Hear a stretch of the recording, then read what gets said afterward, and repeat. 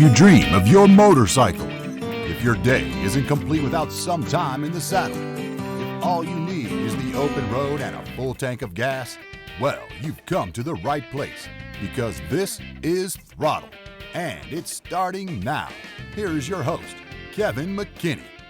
Hello and welcome back to Throttled. We are back with the OG crew. Hope you're doing well. Larry, how are you doing, man? Hey, I'm doing pretty good, Kevin. It's been a good week for me, so I'm happy to be here. Well, my week's been trying to say the best, but it has ended on a high note, so I can't complain about that. Terrific. And have you gotten any riding in this week? Well, yes, actually I have.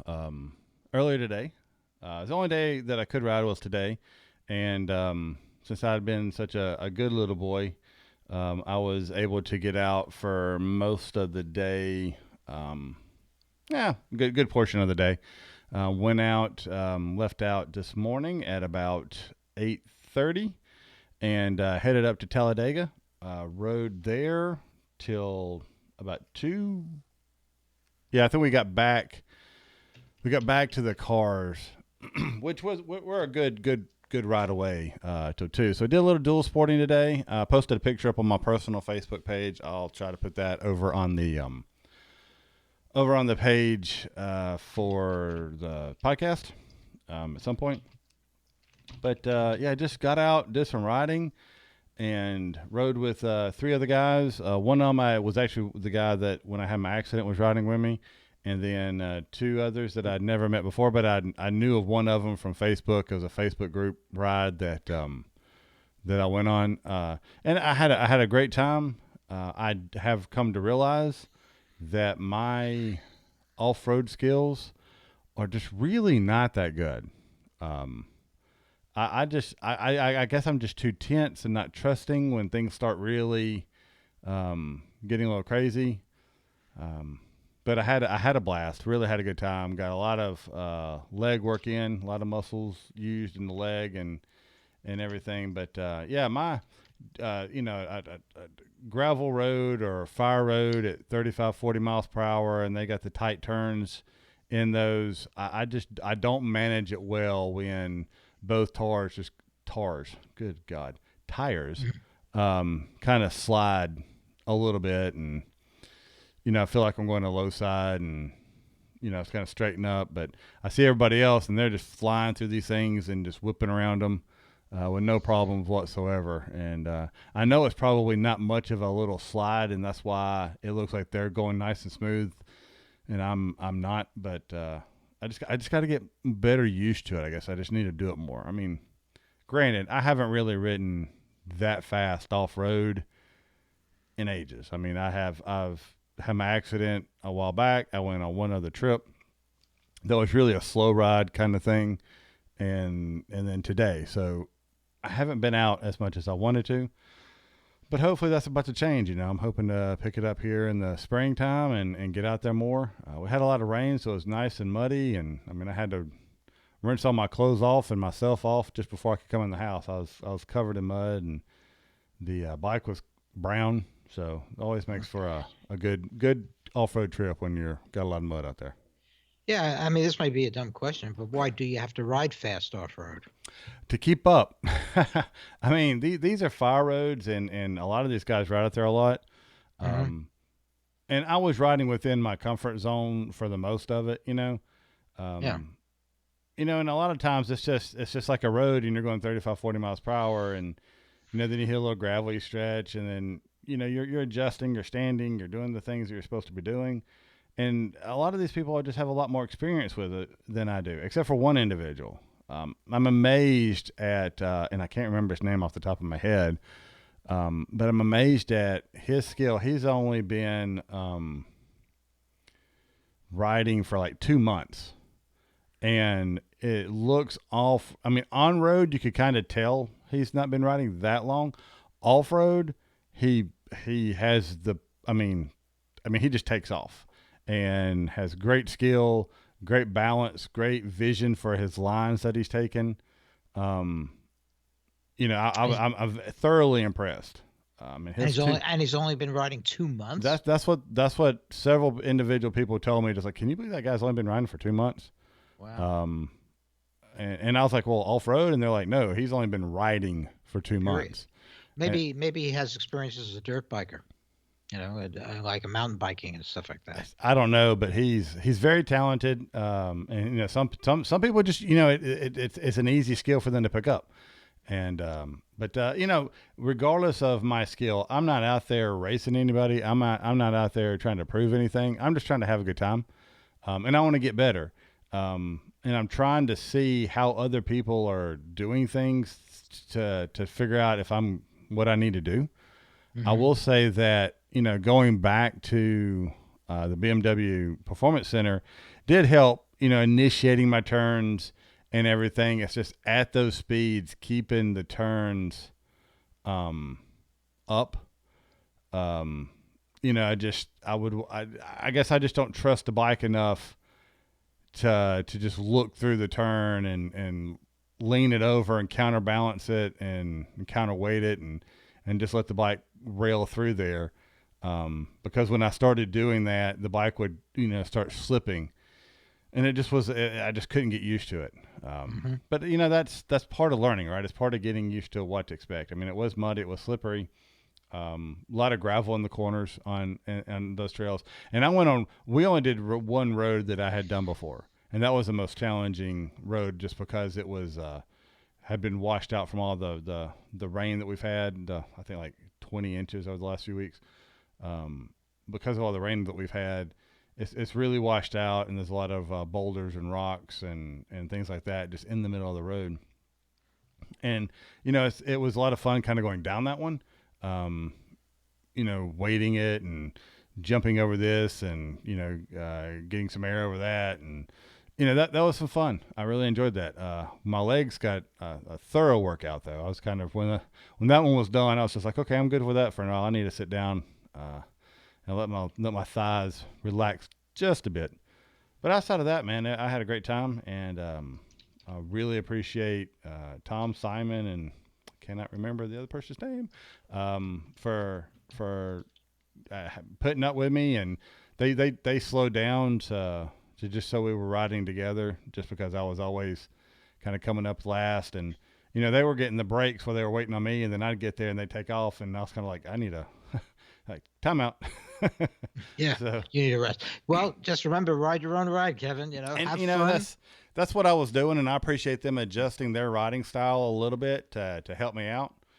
Just because you feel more involved when that is, and I really don't like being the last and then left just because what happened last a few times ago I went riding. So. I really appreciate, and I didn't say anything to those guys, and they just kind of did it on their own, and I really appreciate that because, we had the one other individual, he had trouble with his little tool bag kept opening up, and I didn't realize that's what it was, and then he was actually behind me at one point and like vanished, like went through a really technical section, and then I went down a straightaway and I looked at my rear view and he's not there, so I turned around. And he was just stopped at the technical section, got off his bike, and was zipping that thing back up.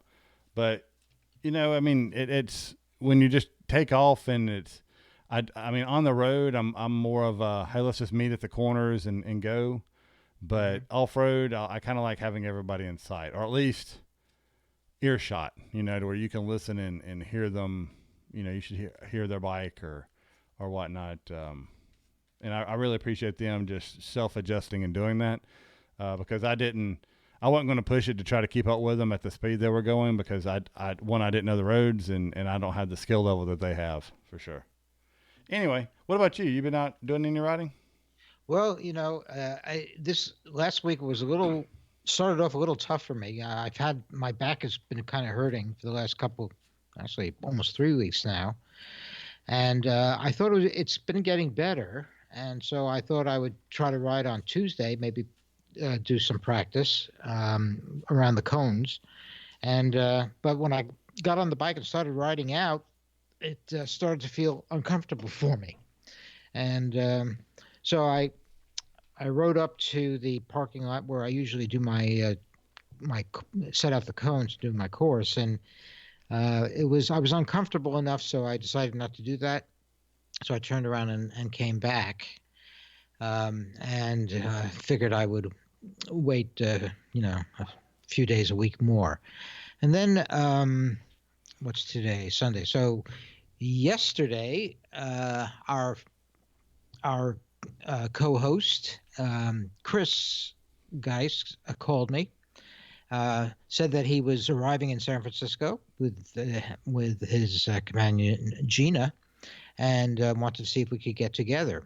And so we tried to work out something where he and Gina and I and Brian could get together. Brian is down in Santa Cruz. And we plan to meet up at a restaurant on the beach in San Francisco. Unfortunately, Brian couldn't make it. He ended up being stuck in Carmel. But I rode my bike down into San Francisco and down to the Great Highway where the restaurant was located, and had a nice ride. There was a fair amount of traffic going in, but not too terrible. And it was a beautiful evening at that point. I would set it up so that we would get there just before sunset, and met up with them in the restaurant, and we had a great time in having dinner. And Chris very graciously bought my dinner for me, which was wonderful. And we really had a nice chat. They're heading down the coast on a vacation, and I'm sure they're having a great time right now. And so that's sort of the writing that I've done this week. And Brian just texted me and said he's ready. All right. So what we're going to do is we're going to take a little pause just for a second. All right. So on the live stream, we don't pause, you guys. We just let it roll. So we're going to try to get a additional party online. All right. So I can set this up a little bit. Brian H has mentioned to me via text at the beginning of the week that he was thinking he's planning a trip to Alaska, and he's planning on going up to the northernmost part of Alaska, I assume via the Dalton Highway, and he's planning to do the whole trip in about 8 days, and this is going to be a 6,000-mile trip or something like that. So that really intrigued me, and I thought it'd be great to get Brian on and talk to him about his thinking about this trip. So, well, I believe he is connected. Brian, let's do a sound check real quick. How you doing, bud? Can you hear me? Oh, can barely hear you. Okay, let me try something else here. Oh, that sounds better, Brian. Any better? Now you're off into the distance. Are you using like a Bluetooth or something like that? Yeah. Disconnect this. Let me try something else. There you go. That's that good. Sounds good right there. That's good. Oh, no. Lost him. Live production, people. This is what you pay for.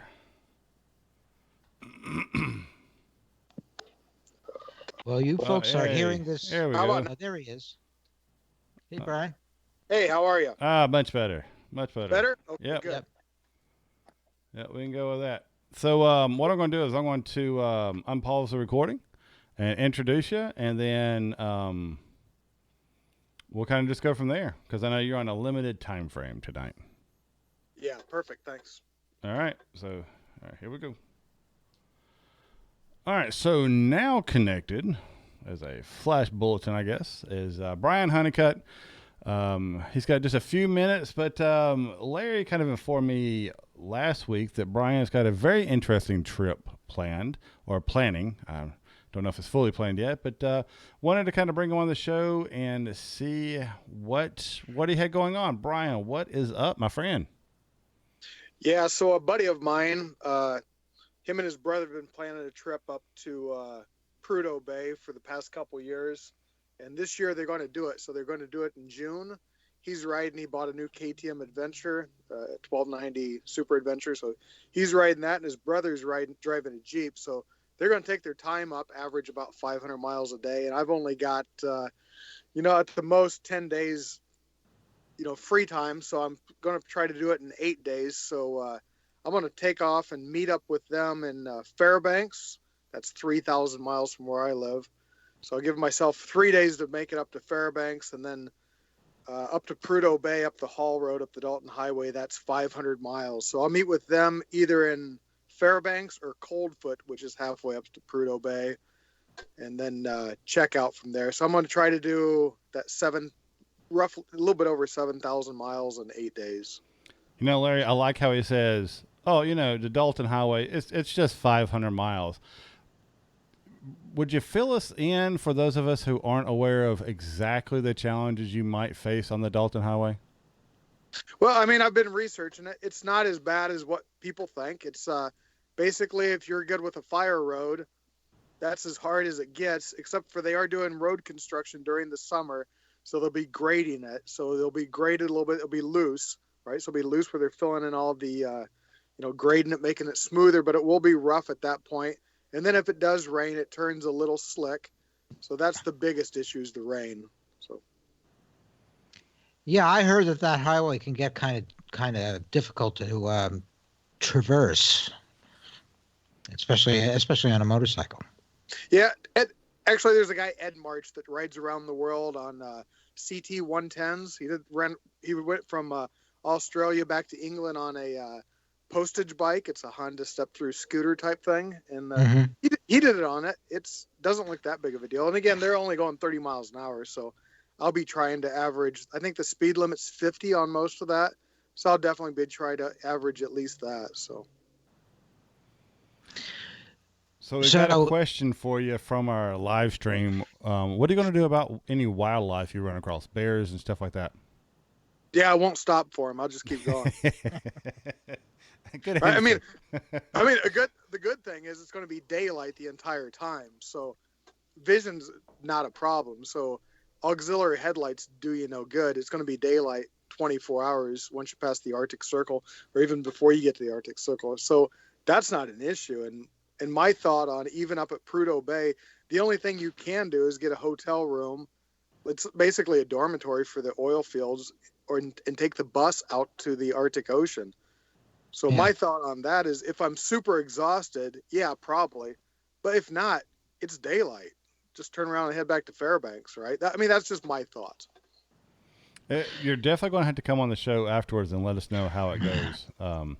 Yeah. So I'm putting a 5-gallon auxiliary fuel tank. Between Coldfoot and Prudhoe Bay, there are no fuel, and that's about 300 miles. So with the 5.5-gallon stock tank and then the 5-gallon auxiliary tank, I'll have more than enough fuel.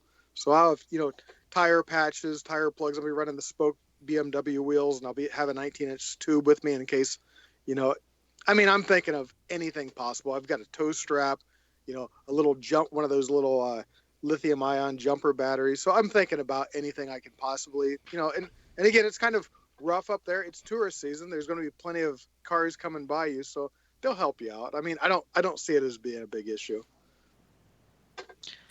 So, you're going to end up at Dead Horse? Yeah, Dead Horse is the end of the road. Yeah. Well, so Brian, you're thinking about averaging almost 1,000 miles a day. Well, I'm going to try to do more than 1,000 miles at the initial part. So from my house to Vancouver, it's 1,000 miles. So I would like to make it to Fairbanks in 2 days. I don't know how feasible that is through northern BC and the Yukon territories. So in that aspect, I'll give myself 1,000 miles a day. But I would like to do, that initial stretch, 1,500 miles in 1 day, which I've done before, but then continue on, maybe stop, sleep on a picnic table for a couple hours and then take off again, So that's kind of the plan. I'm not planning on actually getting a hotel until I get to Fairbanks to rest. So it took me 5 days to get to Vancouver by car. Right. That's 1,000 miles. So yeah. Uh, this is fun for you. Well, I mean, it's I would like to get up to Dead Horse, right? Yeah. Unfortunately, I work a full time job, and I get you know, well, I get 2 weeks off a year, and I've got that allocated to family activities. So this free week, that's the time I have to do it in. So that's what I have to do. I mean, it's not. It's fun. It's fun that you can push yourself and actually see if you could do it, right? So this will be basically the schedule of what the Iron Butt Rally is: 1,000 miles a day. They do 11 Right. days up to 8. So it'll be fun. I mean, it'll probably suck, but it'll be fun when you're looking back at it, right? And Right. know So, that you can. yeah. So Rodney, I hate to interrupt you, and I didn't mean to. Rodney is mentioning that we both know some people that have done that trip, and in the 30 days since they left here to get there, they had 3 days without rain. I'm hoping you have a lot better luck than that. But Rodney is also mentioning that if you needed any help putting together a BMW GS specific toolkit, a list for something like that, if you got any tools you want to run by or just to double check, let me know and I can put you in touch with Rodney, and Okay. he'll be glad to help you out. Yeah, I pretty much, I've recently taken that bike completely apart, so I know what all the tools are. So, and I don't, and if it gets, got the if it gets knowledge. to that, and if it gets to that point, it's time to rent a U-Haul and pack it up and head home, right? So, Yep. Yeah, So what is your motivating factor? Like is it just so you can do it, or is it a personal challenge, or just to do it with your friends that are doing it? Well, I mean, what's the real core motivating factor behind it? well, yeah, it's twofold. Number one, I've been to every state in the United States except for Alaska, right? Mm-hmm. So I'm turning 50. This is the 50th state. It seems about right. I should do this, right? And if I go to Alaska, I might as well go all the way to the top, right? So that's one motivational factor. The second one is a buddy of mine has been planning it for a couple years. He's doing it, so it'd be nice to cross paths and run with him a little bit. That would be kind of cool. And the second thing is, I've always wanted to do. I've done the Iron 1500 challenge in 24 hours. I did it in 20 hours, and would like to push it a little bit more. Not for any ego stroking, but mainly just that I know I can do it. So that's basically it. So how many hours a day are you figuring you'll be riding? Like I say, I'll have I'm not going to stop only for fuel stops, and that's going to be about 360 some miles. I've got 10 and a half gallons available. So I'll stop for fuel. And, if I get to where I can't go anymore, I've got an Aero Stitch suit, base layers and everything. And so I'll just crash alongside the road, stretch my back out, and sleep for whatever time I wake up. And, I'm thinking 20, 30 minutes. I did that in the 1,500-mile thing, and it worked out pretty good. So that's kind of it. I'm not scheduling any rest stops except for Fairbanks, which is 3,000 miles. Well, I think at that point you would deserve a little rest. Right, but again, if I'm so amped up and my buddies are up near Coldfoot, I might as well just push on, right? Once I get up with them, I'll have a reburst of energy and we can continue on. So we'll see how the timing works up as far as meeting up with those guys and any possible breakdowns or whatever. And again, at any point something major could happen and then it's over, and I'll just coordinate and get a U-Haul and head at home, right? I've only got 8 days. I'm not gonna sit around and try to make repairs that are out of reasonable. Right. So are you starting out with the new set of tires? Yeah. So right now I've been experimenting with tires. So I got some Shenko 705s. I tried them out yesterday, 2-up with Corey on the back. So we did a lot of dirt roads, fire roads, the ones that overlook Big Sur. We did all those with the 705s. They worked good. So now I'll be doing some, probably the beginning of May, I'll do some long runs to see how long they last and see how the auxiliary tank works out. Go down to San Diego, maybe, whatever, just maybe up to Vancouver and back, just to check everything out, make sure everything's working good. And then again, I'll check the durability of the tires. I might have to go to the Michelin Anarchy Adventures. I hear people are getting 7,000 miles out of a rear, that's what I need. So we'll see how it goes. You know, I'm a big fan of the Mitas EO7 cars. Yeah, they're way too aggressive for me. I don't want to mess with that on wet pavement. Mm-hmm. It's too much of a sacrifice. And you know, I've run Karoo and I've run TKC 80s and those aggressive tires. It's just not pleasurable driving long distance on asphalt for the advantage that I'm going to get on, you know, the few hundred miles on the Dalton Highway. It's just not.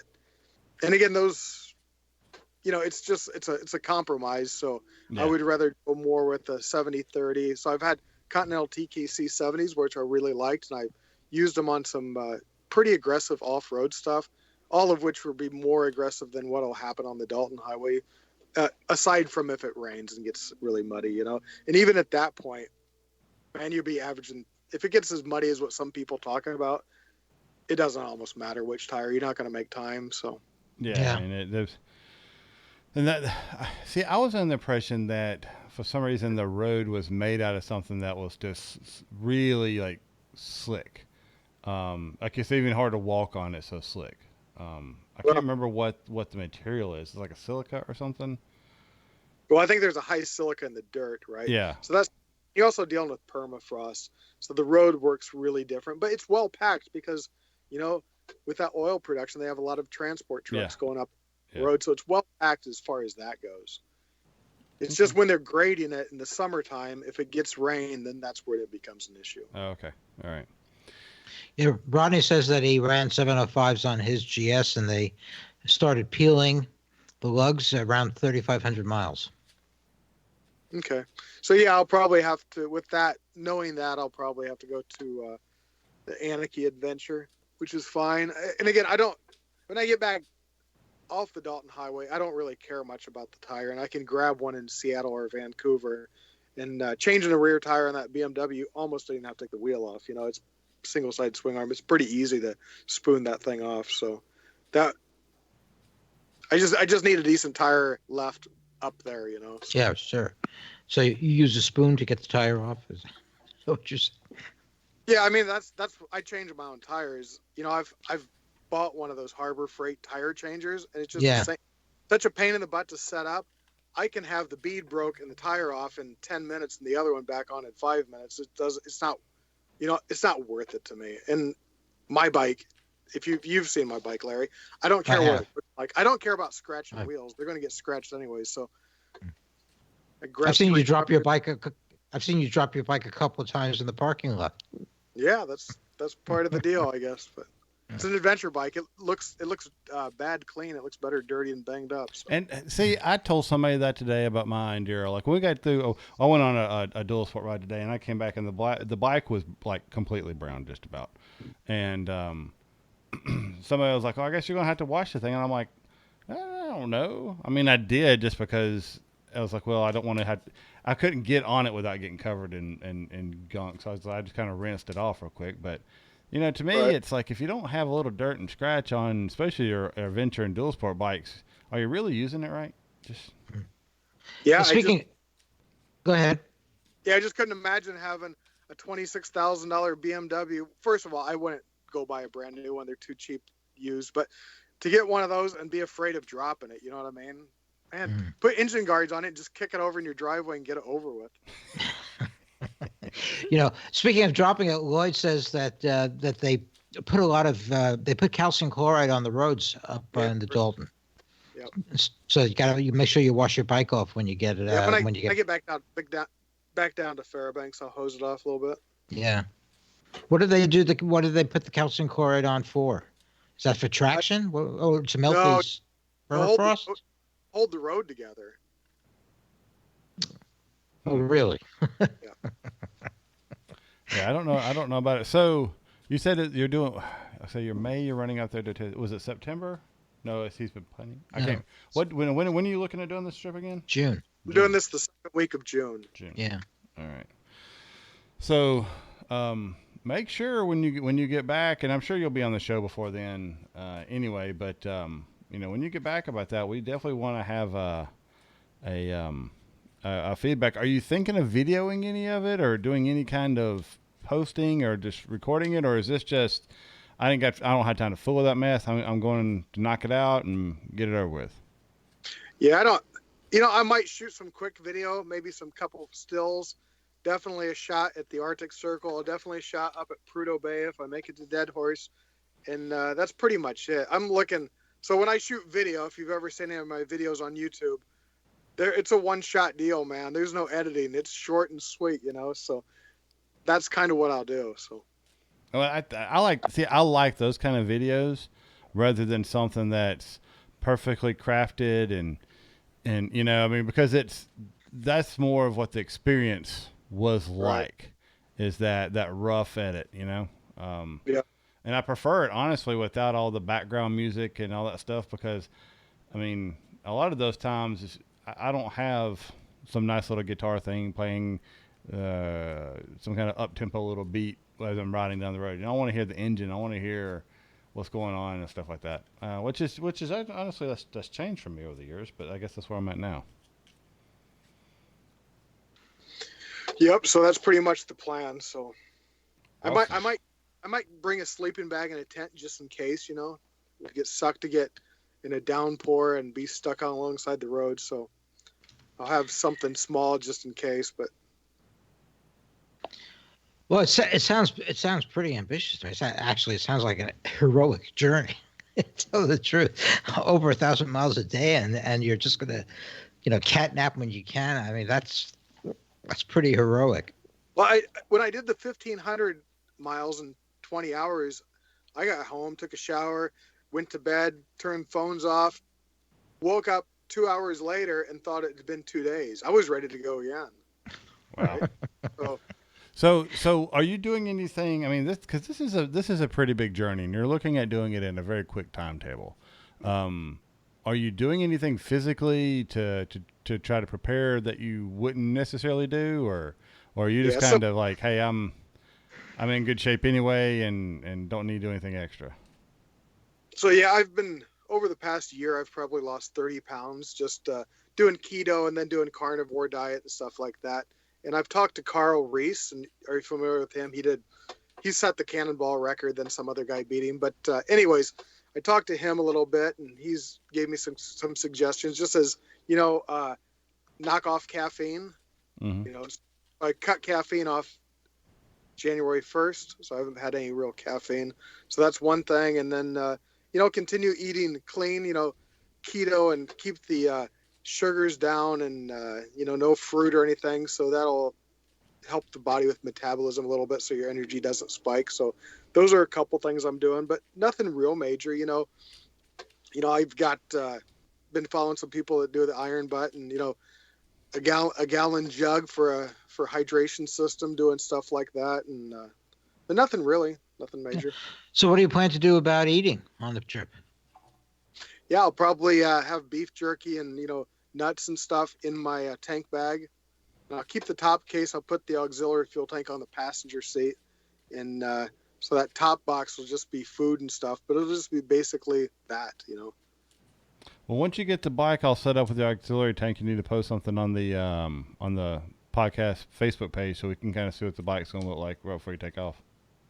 Yeah, it's a pretty simple setup. I'm just getting a 5-gallon auxiliary fuel cell off eBay. They're about $60, and plumbing that right into the vent of the main tank. So as the fuel pump pulls from the main tank, it pulls a vacuum. The vent pulls in through the reserve tank. So it's pretty much the easiest way to do it. So that's what I'm doing. So. Okay. So don't you have to pee?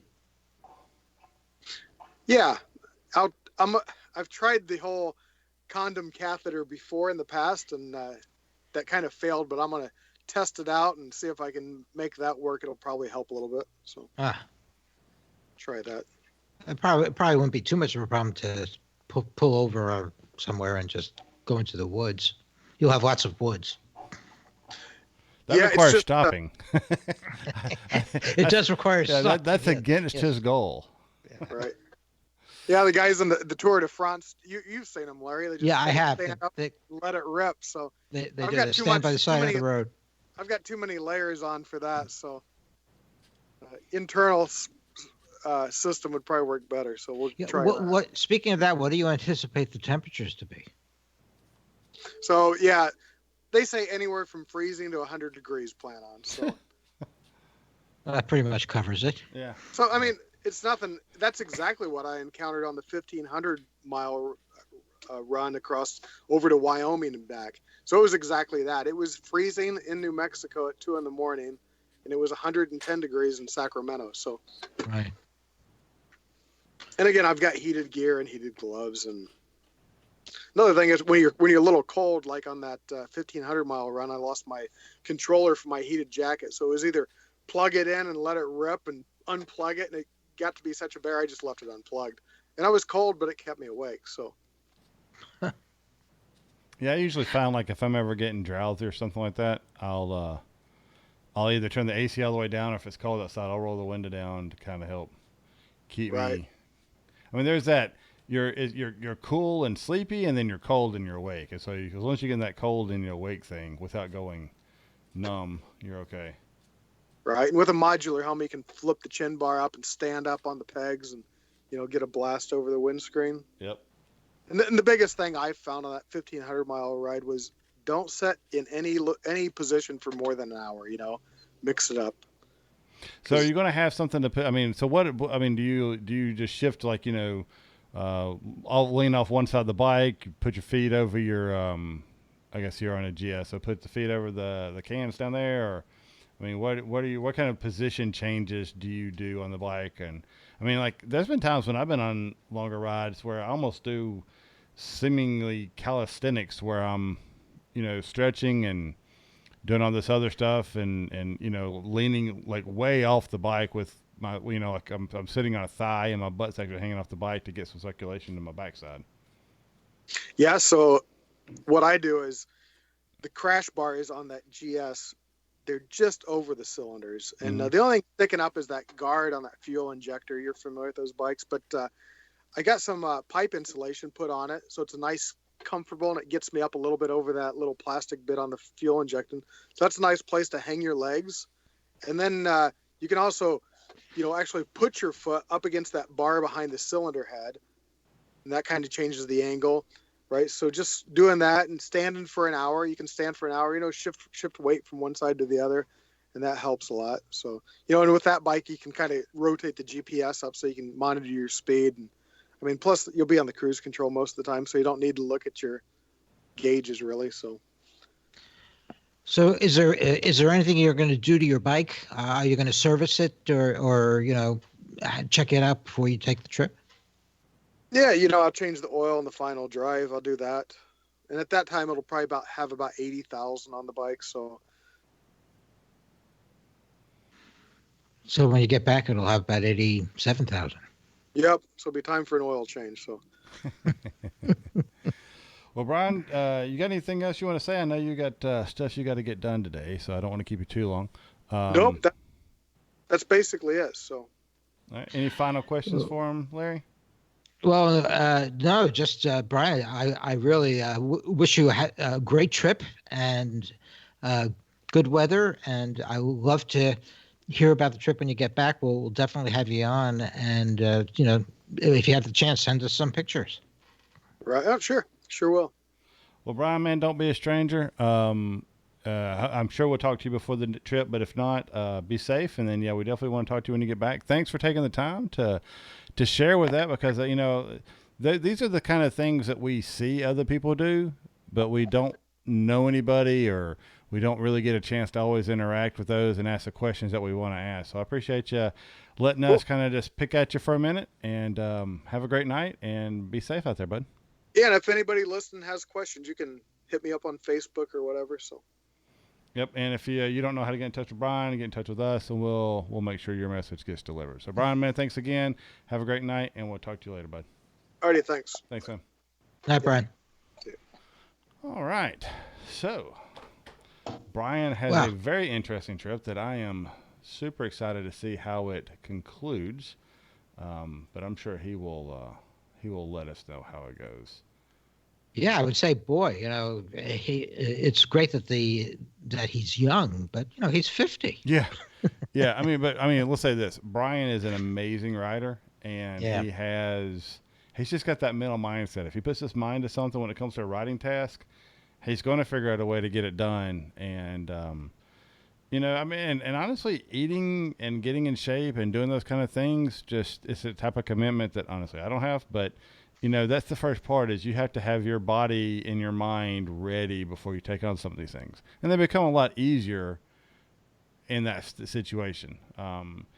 It's not like he's just sitting on the couch and being like, you know what, I'm going to Alaska today. He's prepping for months before he gets on this trip. So good luck to him, and I'm sure we'll have him on before and after to see how the progress and the ride goes.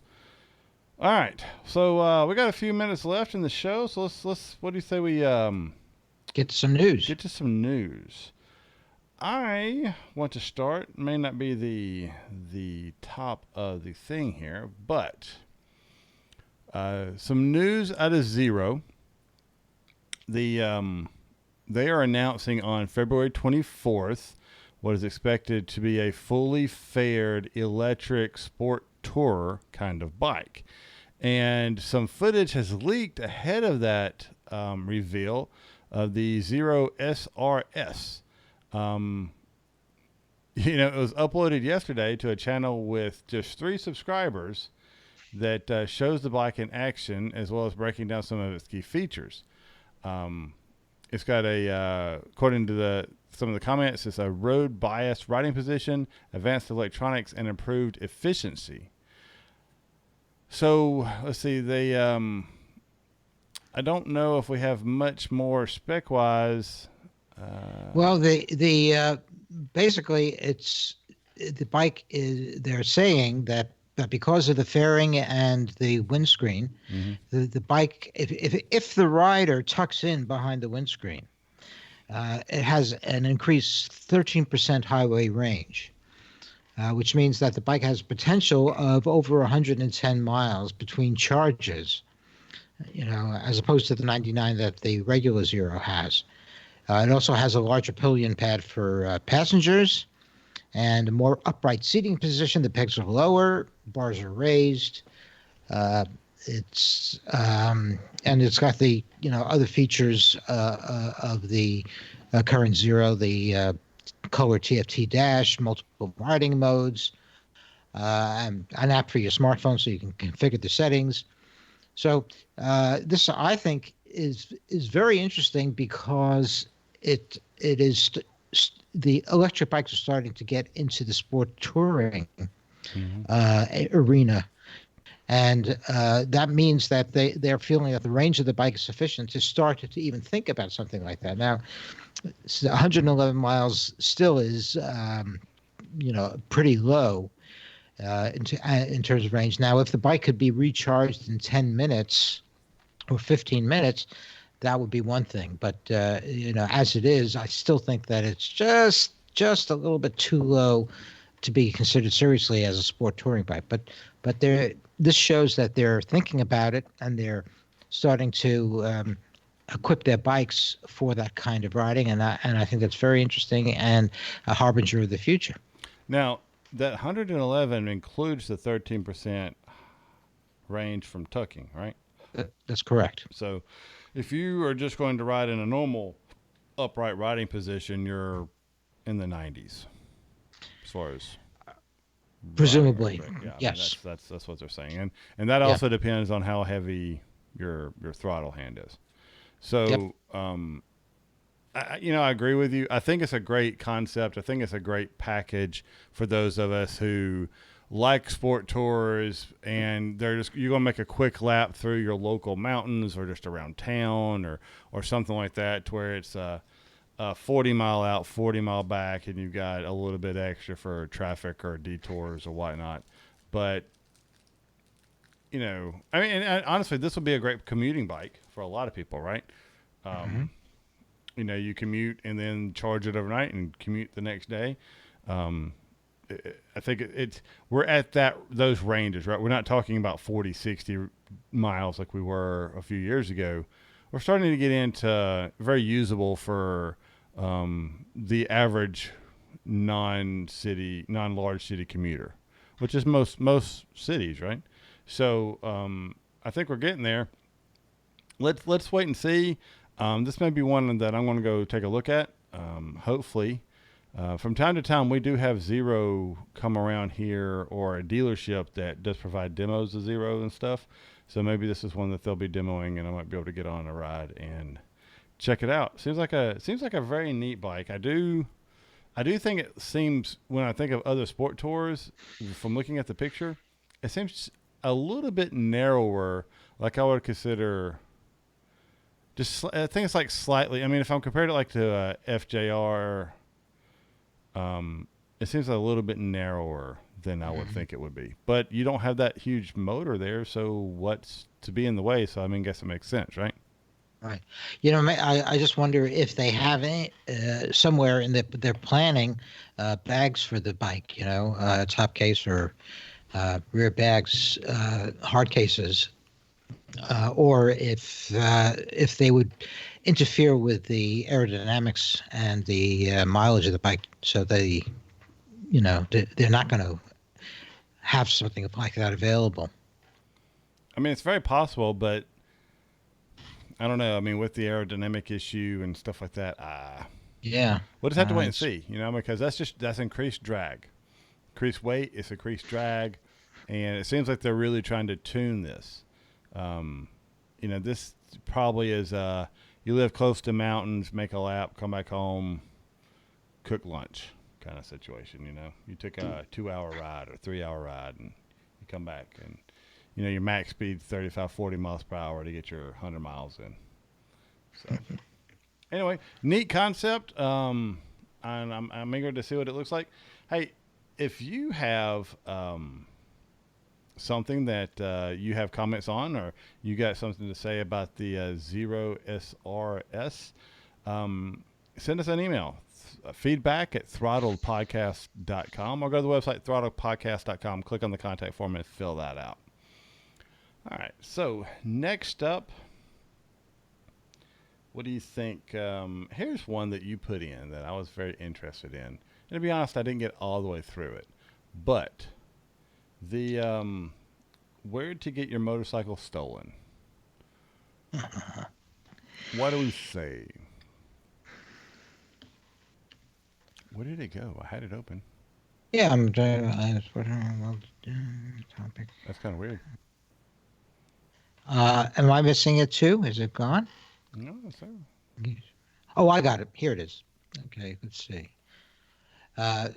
So yeah, I saw this on Revzilla, and it's a little bit misleading. It's basically the places where there are the most motorcycle thefts, and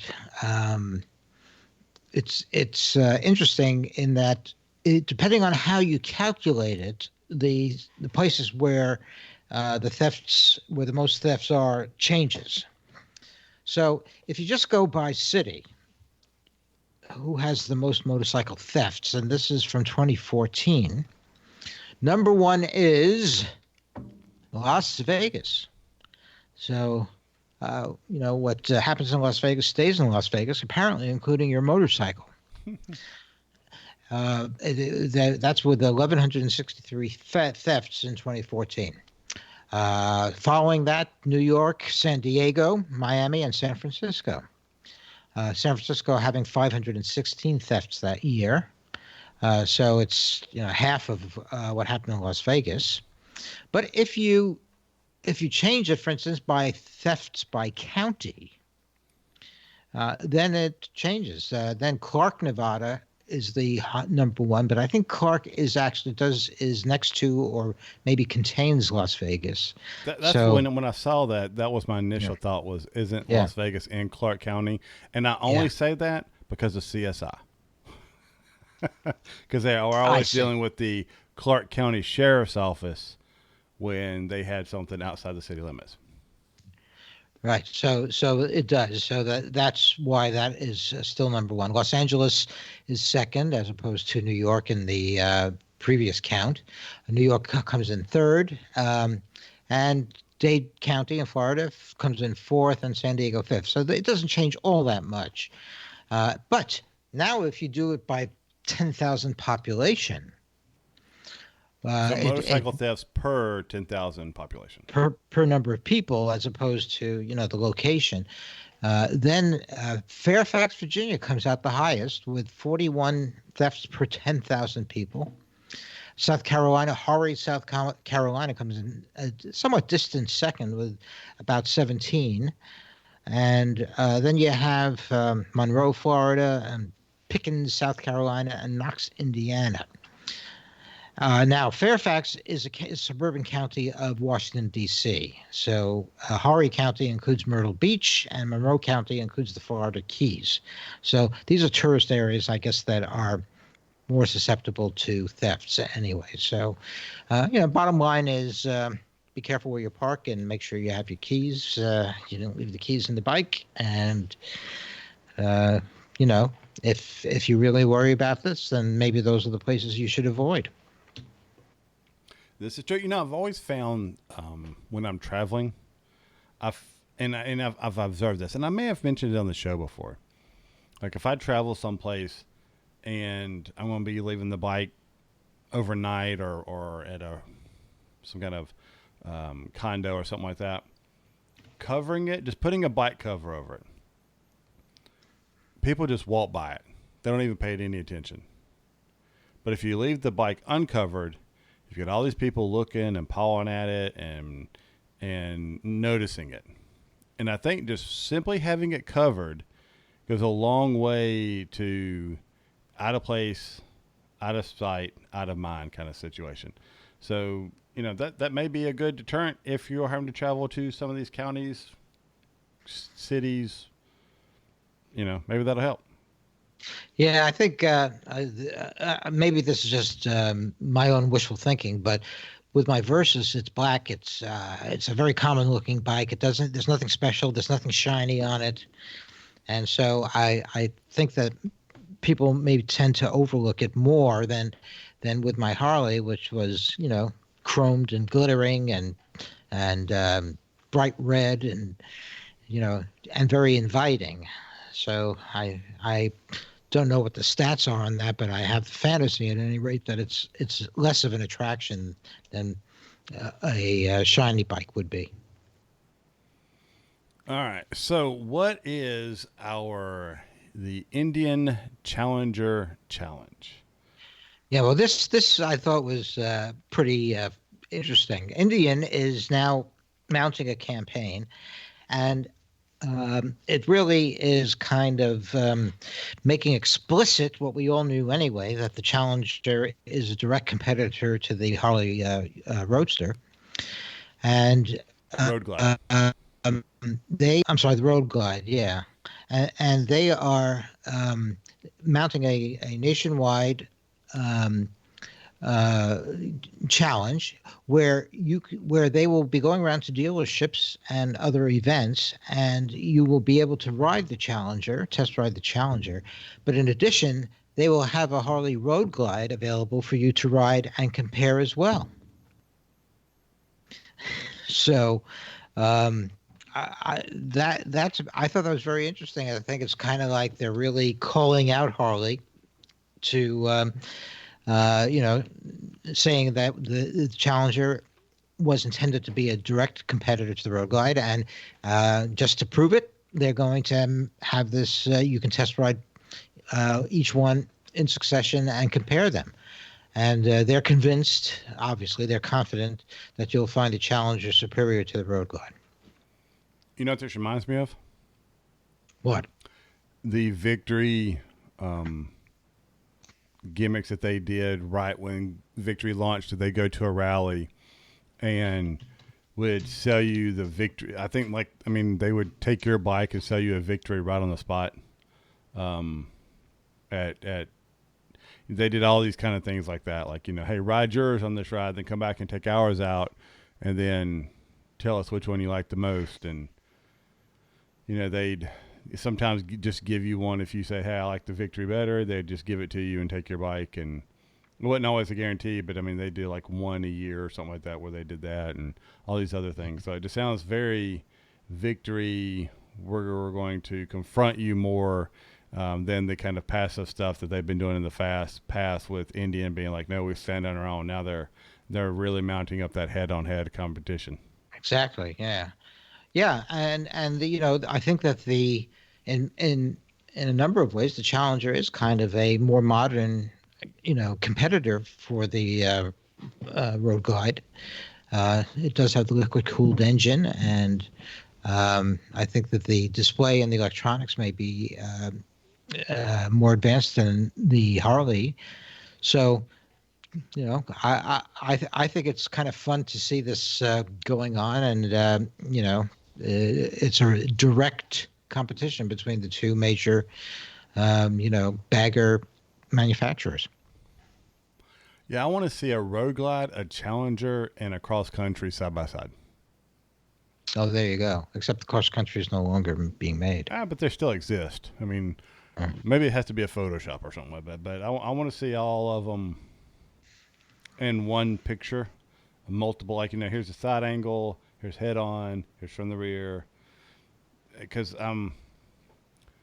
I just would like to see how much they are the same as well as how much they aren't. So, all right. Well, go ahead. I was just going to say, not to take this lying down.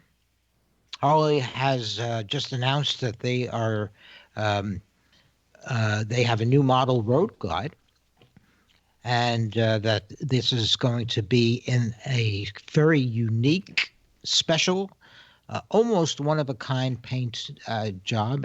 They call it the Eagle Eye Yellow paint. Yeah, I was hearing Ted and them talk about this. I think on their last show, right? And they really seem to like it. And I'm reserving judgment because the picture I don't think does it justice that we see on this particular article from Ultimate Motorcycling.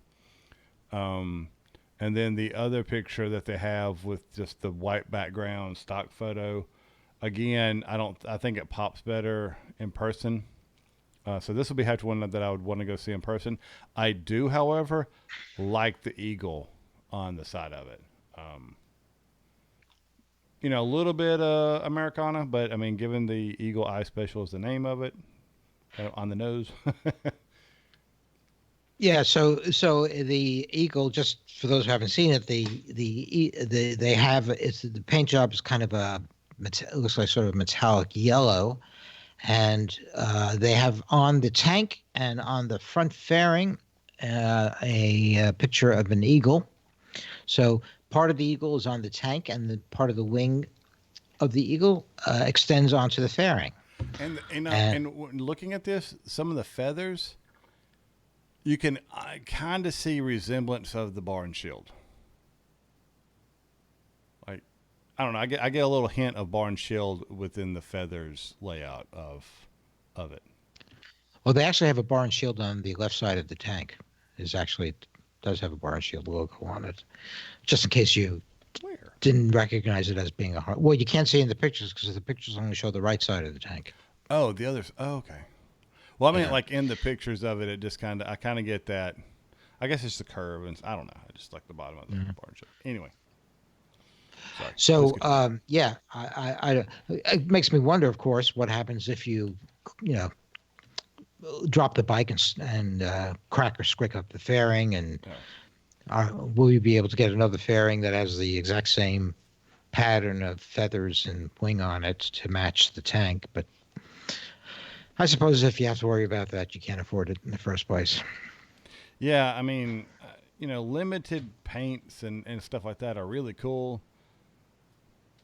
But do you really? I mean, this is one that I could see people riding. It's not that special, but yeah, that's not going to be easy to replace. You end up getting a lot of damage to that.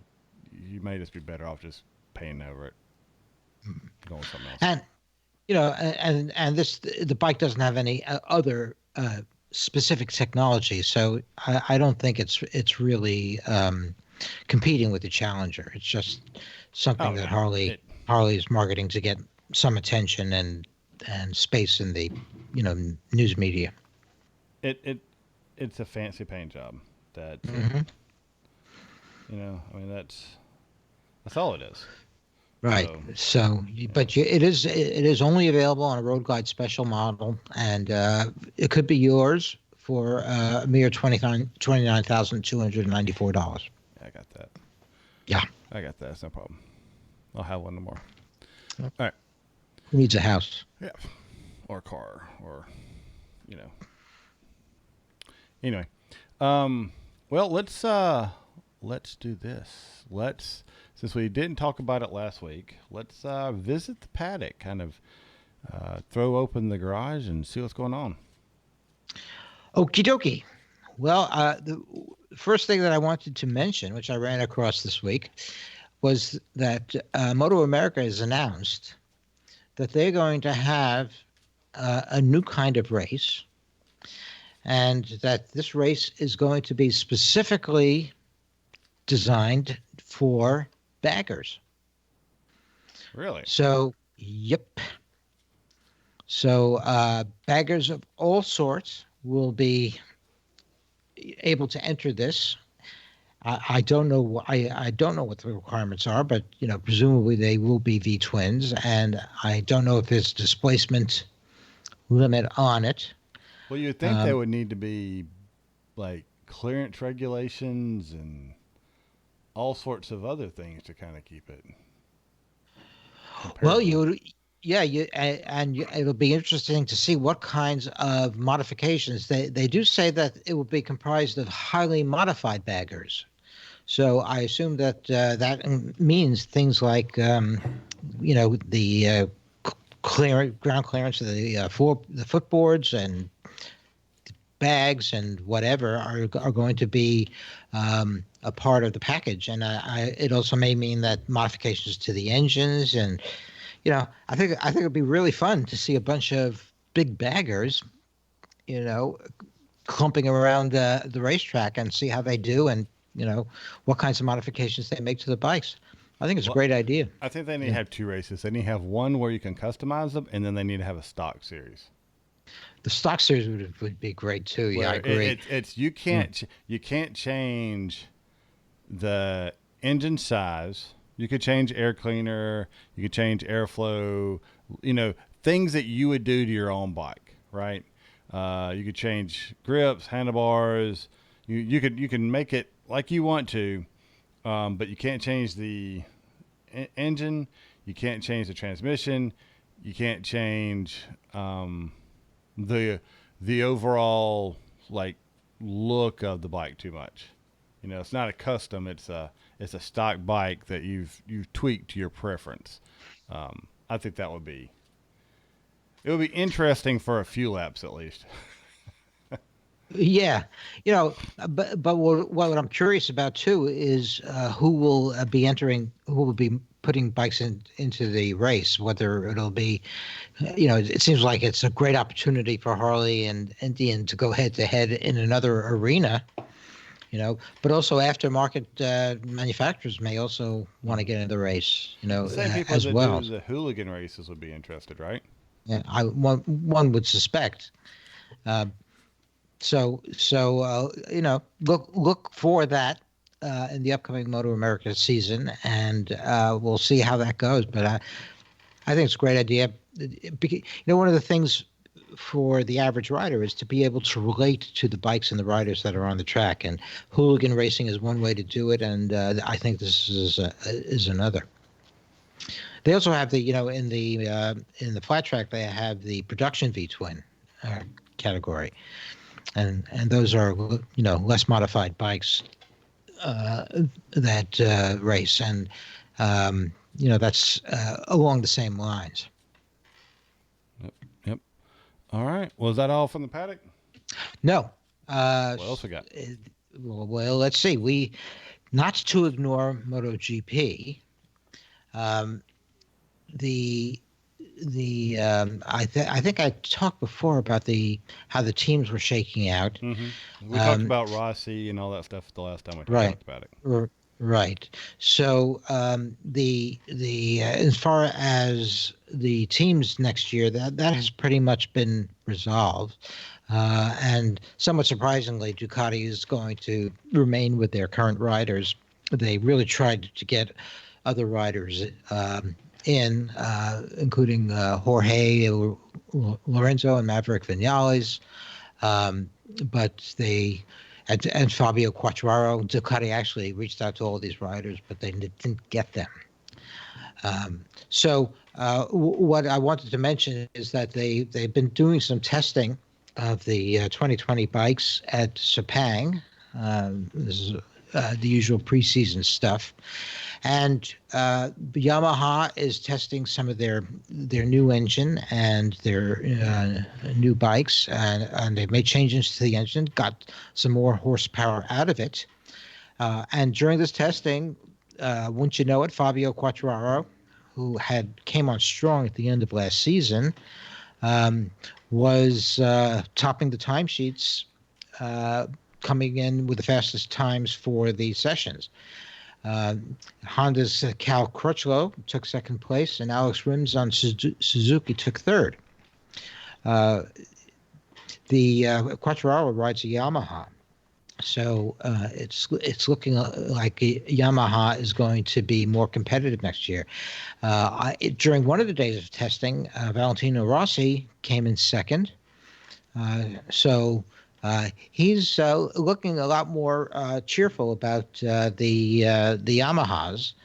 And Vinales didn't do quite as well, but still felt pretty good about the bike because of the increased horsepower and the increased top speed that the bike has. Jorge Lorenzo, who's retired but is a tester, was out on the track as well. And there is a possibility that actually Lorenzo could get into a race if the rider on his team is disabled and or not injured or something like that. It's possible that he could actually end up racing next year. I thought it was. Oh, the other thing to mention is that Alex Marquez, Mark Marquez's brother, who's riding for Honda, actually did pretty well in the testing. And he was he was less than 10 of a second off the lead, some of the leaders. So and Mark was following him on the track and giving him pointers as they went. So he's going to get the best kind of coaching for the Honda that he'll be riding next year, and it's looking encouraging that he's really going to be competitive. Suzuki looks competitive this year. KTM looks competitive, and maybe even Aprilia. So I think that next year is going to be a very, or this year actually is going to be a very interesting year in riding. There will be three or maybe four teams now that have bikes that will be able to place. Awesome. Well, let's take a second and acknowledge our Throttle crew members, and we have one just in that we're going to add to the list. He goes by Yeti or Zapper, as well as Autumn, Jerry, John, Rodney, Nick, Don, Alex, David, Ralph, Stephen, Lloyd, Michael, Dan, TC, Jorge, Randy, Sean, James, Tyler, Paul, Jeff, and Chuck. Thank you all so much for supporting the show. You guys don't know how much it means that you provide this content and that you do what you do for the show. Without you guys, we wouldn't be here, and I can't thoroughly thank you enough for everything that you guys do.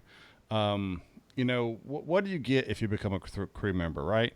Well, we have access to a Slack channel, which, to be honest, comes and goes. Sometimes it's a ton of activity in it, and then others, everybody's really busy and we don't have time to it. I have to admit, with my new job, I don't get to use it as much as I used to in the past, just because I'm in meetings all day long. And I usually am catching up, and I have a hard time getting in and contributing, but I know a lot of people still using it.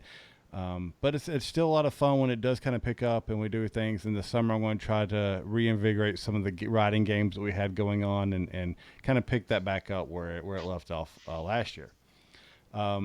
You get different kind of levels. Some levels you get stickers. At one level, you get a T-shirt. And then another one, you just get thanks and just attaboy and appreciate it. I actually have stickers. I have envelopes. We're getting all those sent out. And so we really appreciate everything that you provide for us, and hopefully those small gifts of gesture will allow you guys to understand how much we appreciate you.